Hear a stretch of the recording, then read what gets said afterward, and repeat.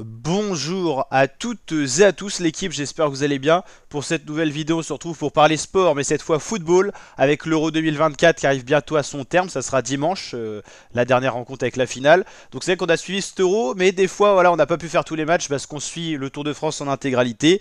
Hier malheureusement, l'Espagne a battu la France qui est donc sortie du tournoi de l'Euro, demi-finale où l'Espagne a sorti sur un score de 2-1 la France, avec notamment Lamine Yamal, le jeune espagnol de 16 ans qui a fait très mal. Et aujourd'hui, on a la dernière demi-finale avec Pays-Bas-Angleterre, les Néerlandais face aux British, aux Anglais.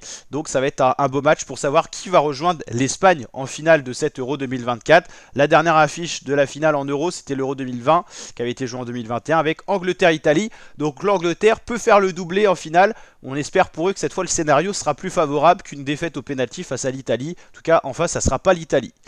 Mon site de pronostic est toujours actif, n'hésitez pas à nous rejoindre, même maintenant, parce qu'on aura un tirage au sort parmi tous les participants pour vous offrir de beaux cadeaux. Donc n'hésitez pas à nous rejoindre, c'est tseli.secup.io, vous voyez le lien là. Si j'oublie pas, je vous le mets en description.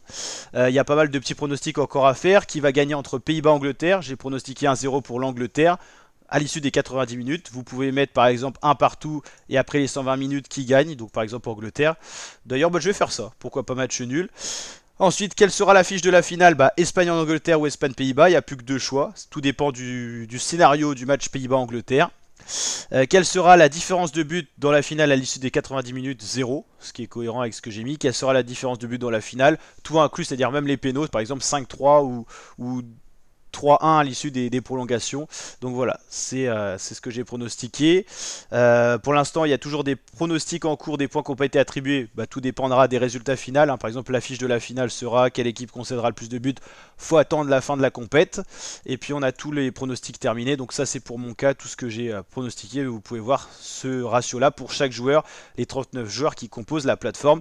Big up au passage à Martin, Maxime, Mamad Jiman qui sont le top 3 et qui pour l'instant vont remporter de beaux cadeaux. Pour l'instant, parce que le classement n'est pas fini, ça peut bouger beaucoup, il y a encore des gros points attribués pour renverser ce classement. Personnellement, je suis 5ème et j'ai à mes trousses quand même Clément, Quentin, Yalos, Jules ou Julien Laït.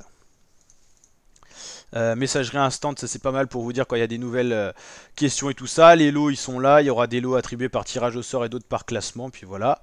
Pour revenir à ce match Pays-Bas-Angleterre, les Pays-Bas sont pas favoris, code de 3,25, Angleterre 2,80. C'est donc les Anglais donnés favoris, eux qui connaissent bien la finale vu qu'ils ont fait la finale du dernier Euro. Il leur manque toujours ces titres au palmarès, l'Angleterre n'a jamais gagné l'Euro, ils ont juste une Coupe du Monde mais ça date des années 60-70, donc ils aimeraient bien, avec en plus une Dream Team quasiment, aller chercher quand même quelque chose.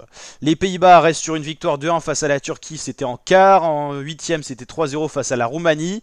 Il y avait une défaite surprise 3-2 face à l'Autriche en phase de poule. On a vu par exemple que dans les grandes compétitions comme la Coupe du Monde, l'Argentine qui a gagné la Coupe du Monde 2022 avait perdu en phase de poule face à l'Arabie Saoudite. C'est vrai que souvent une équipe qui remportait un grand titre ne perdait aucun match ou au pire faisait match nul. En tout cas en phase finale vous pouvez pas perdre, mais en phase de groupe vous avez des fois cette opportunité, surtout à l'Euro avec les meilleurs troisièmes de qualifiés. D'ailleurs les Pays-Bas ils se sont qualifiés en tant que meilleurs troisième, donc ils sont quand même arrivés en demi. Ils avaient fait un match nul face à la France 0-0 et heureusement qu'ils avaient gagné face à la Pologne 2-1, sinon ils ne seraient pas en demi-finale aujourd'hui. Comme quoi l'histoire est belle, hein. Ils ont pris que 4 points en phase de poule et grâce à cette place de meilleur troisième ils sont en demi. Donc c'est la seule équipe d'ailleurs finissant meilleur troisième qui est en demi-finale, hein. L'Espagne avait fini première avec 9 points et l'Angleterre avait fini première avec 5 points, c'était moins glorieux, mais c'est passé quand même. L'Angleterre, ils ont gagné 6-4 face à la Suisse, c'était au tir au but. Ils ont gagné 2-1 face à la Slovaquie en 8ème. En phase de poule, Slovénie 0-0, Danemark 1 partout. Et face à la Serbie, ils avaient gagné. C'est ce qui leur a permis d'arriver premier de leur groupe, de prendre au moins 3 points. Alors, je vois bien les Anglais quand même s'imposer, mais peut-être pas dans les 90 premières minutes. C'est pour ça que j'ai réajusté mon pronostic.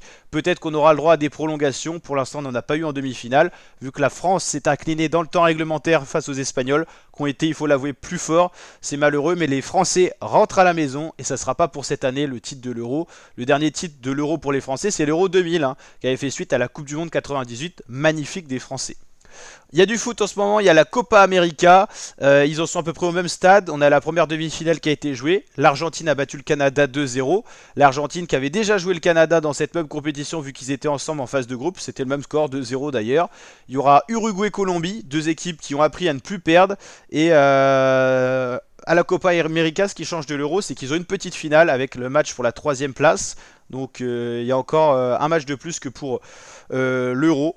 Ce qui explique un calendrier décalé d'une journée. C'est seulement le 15 juillet lundi que jouera Argentine et le finaliste. Donc Uruguay-Colombie va nous permettre de savoir qui ira rejoindre le Canada et qui ira rejoindre surtout l'Argentine en finale.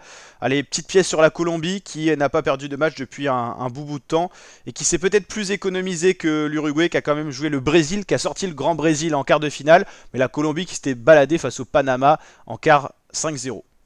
Et il n'y a pas de huitième vu que c'était avant les phases de poule, c'est un peu plus court, il y a moins d'équipes. Mais vous l'avez compris, en tout cas, la Copa América qui joue en même temps que l'Euro cette année. La Copa América, ça varie beaucoup dans le calendrier. N'hésitez pas à liker la vidéo avec le petit pouce bleu des familles si ça vous a plu, à vous abonner, activer la cloche.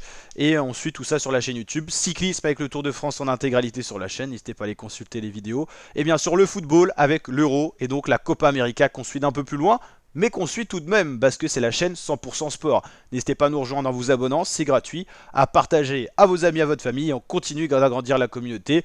Et n'hésitez pas à rejoindre notre plateforme de pronostics, déjà pour voir un petit peu à quoi ça ressemble. Et puis si vous serez là la prochaine fois, vous pourrez être là dès le début sur ce genre de plateforme.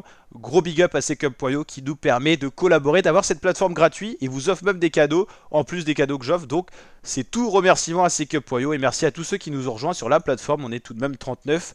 Voilà, ciao ciao l'équipe.